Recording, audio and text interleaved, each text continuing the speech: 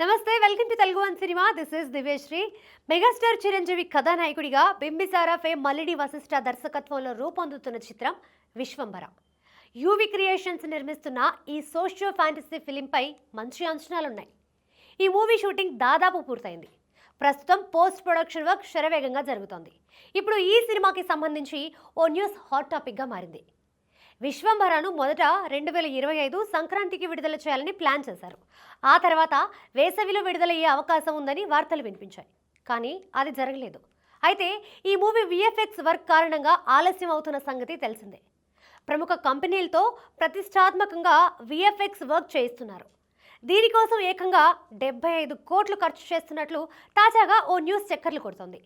కేవలం విఎఫ్ఎక్స్ కోసం ఇంత ఖర్చు చేస్తున్నారంటే ఇక అవుట్పుట్ ఏ రేంజ్లో ఉంటుంది అనే ఆసక్తి కలుగుతోంది.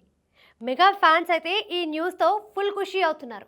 అయితే విశ్వంభరాలో కేవలం గ్రాఫిక్స్ కోసం 75 కోట్లు ఖర్చు చేస్తున్నారనే వార్త నిజమా కాదా అనే చర్చ కూడా ప్రస్తుతం జరుగుతోంది. ఎందుకంటే భారీ బడ్జెట్ పాన్ ఇండియా సినిమాల విషయంలోనే గ్రాఫిక్స్కి 75 కోట్లు పెట్టడం అనేది బాగా ఖర్చు చేసినట్లే. అలాంటిది 200 కోట్ల బడ్జెట్తో తెరకెక్కుతున్న విశ్వంభరాకి కేవలం విఎఫ్ఎక్స్కి అంత మొత్తం ఖర్చు చేస్తున్నారనే వార్త నమ్మసక్యంగా లేదని కొందరు అభిప్రాయపడుతున్నారు. ఇండస్ట్రీ వర్గాల్లో వినిపిస్తున్న మాట ప్రకారం ఈ చిత్రం గ్రాఫిక్స్ కోసం నిర్మాత 25 నుంచి 30 కోట్లు కేటాయించినట్లు సమాచారం. నిజానికి అది కూడా చిన్న అమౌంట్ ఏమీ కాదు. మీడియం రేంజ్ సినిమాలను తెరకెక్కించే బడ్జెట్. ఆ మాటకొస్తే హనుమాన్ వంటి సినిమాలు విఎఫ్ఎక్స్కి అంతకంటే తక్కువ మొత్తం ఖర్చు చేసి బాక్సాఫీస్ దగ్గర వండర్స్ క్రియేట్ చేశాయి. విశ్వంభర కూడా అదే బాటలో పయనిస్తుందేమో చూడాలి.